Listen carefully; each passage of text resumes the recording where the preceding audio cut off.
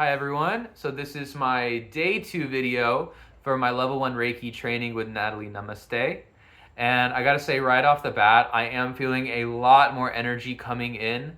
It's this feeling, you know how if you, let's say you do something, you practice it a million times, you know exactly what to do, but when you get in front of someone, you feel nervous, you feel timid, and you forget, you blank out at the most simple thing.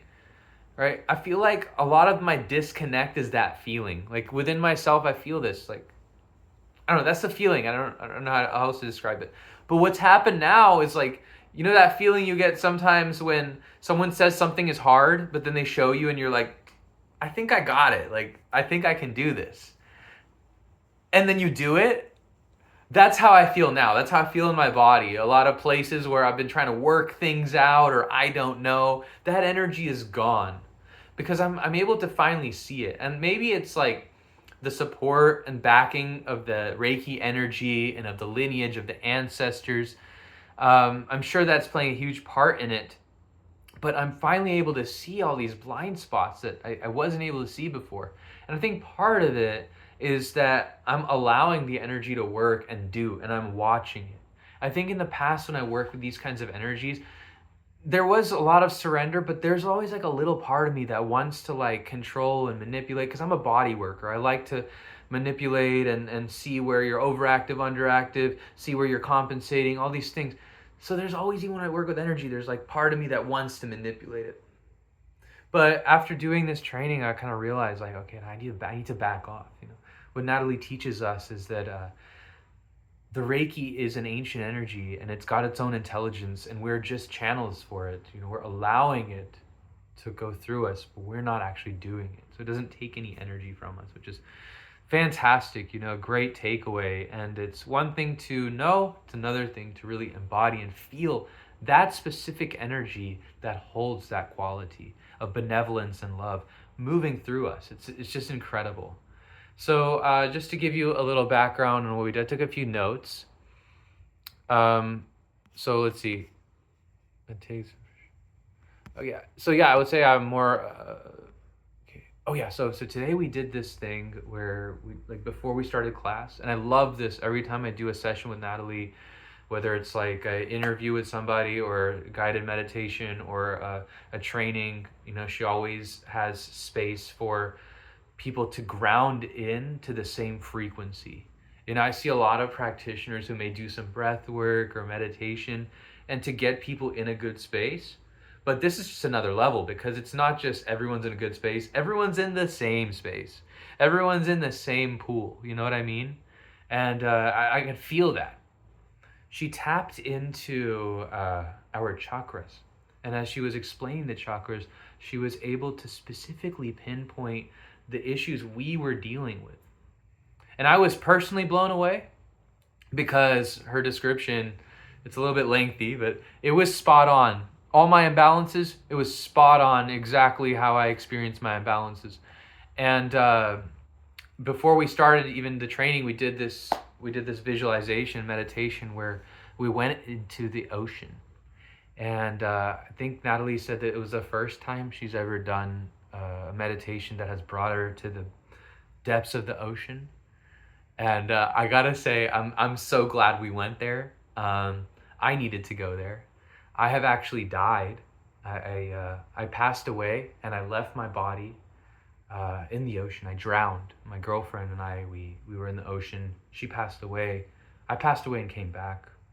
But the last words I said were Om Namah Shivaya. And I was, you know, before the waves were like crashing and pulling me down. And then after I left my body, I was in this peaceful, tranquil water.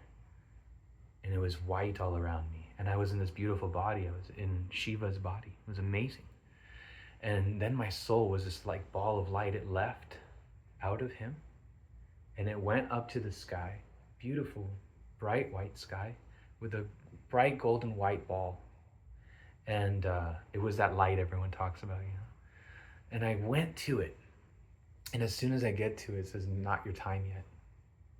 And I didn't know what this whole experience meant. You know, it brought me back to life. I came back to life. It said, it's not your time yet. Kick your legs. And then I was like, what? Kick my legs? And then it snapped in my body. I realized I was underwater. I had to kick my legs. I went up. I survived. And for many years, I was very depressed. I was very confused about what reality was even. But every time I do a very powerful activation, the facilitator brings up that memory for me in the ocean. The last time was 2 years ago. I did this Ekadasi Kriya. It's a very powerful yogic cleanse and meditation and breath work. And the instructor was also guided to talk about the ocean. So that's how I knew. I knew we had to go to the ocean today. So I'm so glad, Natalie, that you tapped into that. I really benefited from that, so thank you so much. And it was so funny because she mentioned, like, if you have trauma with the ocean, let it go. It's an experience to enjoy that. And it was really, I needed that because I still do have that trauma from the ocean. But, going through the guided meditation, because we took a journey through the ocean to the surface after, it was a play. It was fun. It allowed me to explore and enjoy my experience in the ocean. And it sounds funny to say, right? My experience in the ocean. I mean, I'm just sitting in a room. But no, when we work with Natalie, like, we're really astral projecting. We're really doing it. The last couple of days, I wouldn't call them dreams, but maybe halfway between waking and sleeping, I have these experiences where I go into different spaces, and they haven't felt so real before. They feel so real. I'm able to really experience my mind as a vehicle, not as a memorization tool, but as a vehicle, as the fastest vehicle in the universe. Close my eyes, I can go anywhere in the world, anywhere in the universe, known or unknown. And since I've tapped into this frequency with Natalie, I really feel it. Like, I really am grasping these spaces and experiencing these sensations. And the reason I feel that is because we've lived many past lives, right? Let's say for the ocean, right? We've probably been crustaceans or fish, marine life.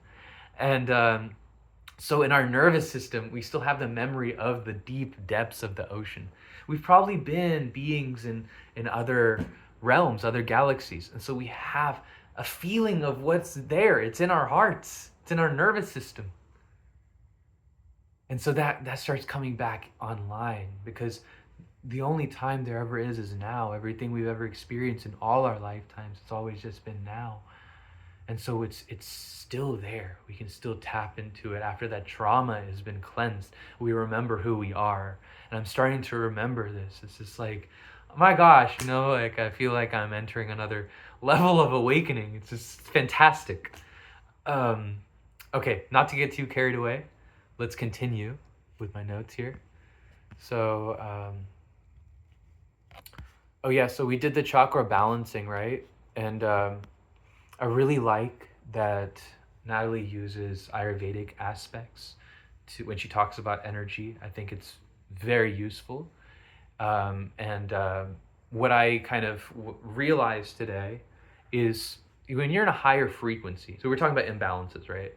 When you're in a higher frequency, there is no such thing as failure or imbalance. Everything is balanced. Everything is great, right? So therefore, in a fifth dimensional frequency, in a higher level frequency, the opposite of balance is not imbalance.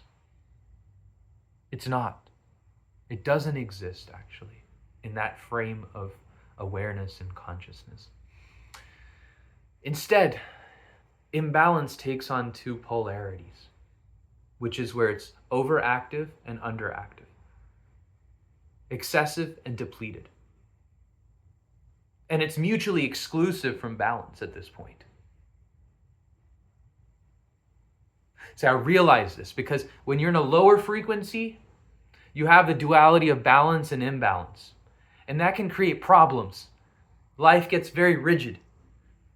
But when we are vibrating in a higher frequency, where everything is optimal, everything is working in your favor, there's no such thing as an imbalance. And therefore, we have to look at what is imbalanced differently. And we look at it when we see that energy come back up in ourselves, or if we're trying to help someone, with the Reiki, right? Why would someone come to receive Reiki? Now, this Reiki energy is moving through the practitioner. We want to help people and just allow it to move through, right? So we need to understand how balance and imbalance work on different frames of consciousness. So that's one big takeaway I took. Oh, and then one last thing. This is the final thing I'll end with. My takeaway is we were practicing different positions today. So we got a really nice video and diagram, very helpful, showing all the places that we can effectively do Reiki, at least to start, right? The foundational places. And then in one of the videos, Natalie was working on somebody and they were sitting down, right? And she said something about sending the energy to the flames. And I realized, well, okay, flames. Okay, so we can create cosmic flames. We can create cosmic energies around us using this Reiki energy. Reiki energy can charge anything. Reiki energy can charge your food. It can charge your prayers. It can charge your music and your instruments. It can charge your clothes, your house, your furniture. It can do anything. It's just, it spreads anywhere. It's contagious in the best way possible. And therefore, let's say you want to do a ritual of some kind. Maybe you like to work with the fire. Maybe you like to work with sacred waters or the ocean. What we can do now is create that in the light world. So if I don't have a physical fire, I can create an energetic fire. And it becomes, like, for me, it was really able to become effective today because the Reiki power was running through it. See, all these things, all these technologies we have, these ancient technologies, they mean nothing if there's no life force moving through them. Just like our electronics are useless if there's no electricity running through them. So these abilities to astral project, these abilities to visualize and alchemize things in the environment, they mean nothing unless the right energy is moving through them. And that's what I've been feeling. It's just like I feel so charged. This is unlike any other thing that you will ever learn in the material world. Because this is more of this Reiki attunement is an embodiment. It is about learning, yes.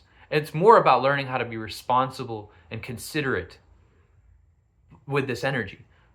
But it's more about just embodying and being the love, allowing and surrendering to the love. And I don't think I could have found a better instructor to embody this love. Natalie's just pure love. I mean, even if you don't know her, you see her once. I've shared Natalie's videos with people, and immediately they're like, yeah, I can feel her love. You know? So I'm just so grateful, and I'm so excited for the attunement tomorrow. And much love to all of you.